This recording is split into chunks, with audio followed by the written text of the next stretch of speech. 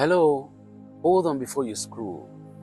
Today I want to talk about different types of studios because not every studio are the same.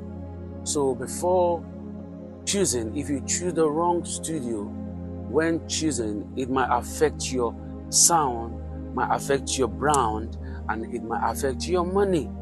So that's to let you know that the studio you're choosing determines the quality, determines your budget, and determines a whole lot. So before choosing that studio, know the type of studio you and what you want to do there.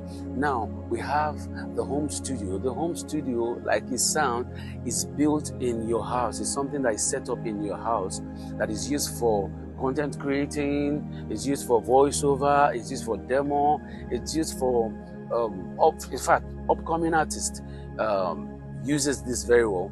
And we have the mobile studio. The mobile studio, like eSound, is something that is movable, something that it can take to a live band, to a rehearsal ground, to a church, something that is right even in the car. The engineer can bring it to the car and record you and take some mix. They will mix there and take it for mastering. So that is that for mobile studio. And we have the semi-professional studio. Now the semi-professional studio is usually, it has better microphones, soundproof environment.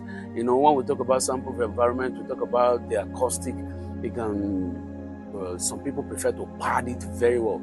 I'm not saying that a home studio that they don't have pad home studio, depending on, but I'm just telling you about the semi-professional studio. It has better mic, better mixing setup. So that is that. Then we have the professional studio. The professional studio, oh my God, the professional studio has industry standard equipment.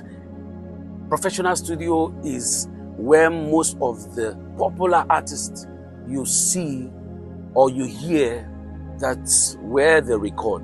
That's where they record. The professional studio, it can take more than 50 to 60 will I say mass choir. It can take more than 60 artists, percussionists, name it.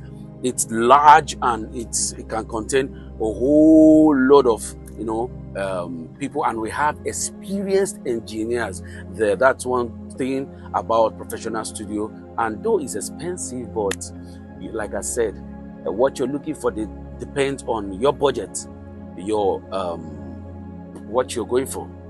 So if you are going for something professional, then you should think of professional studio.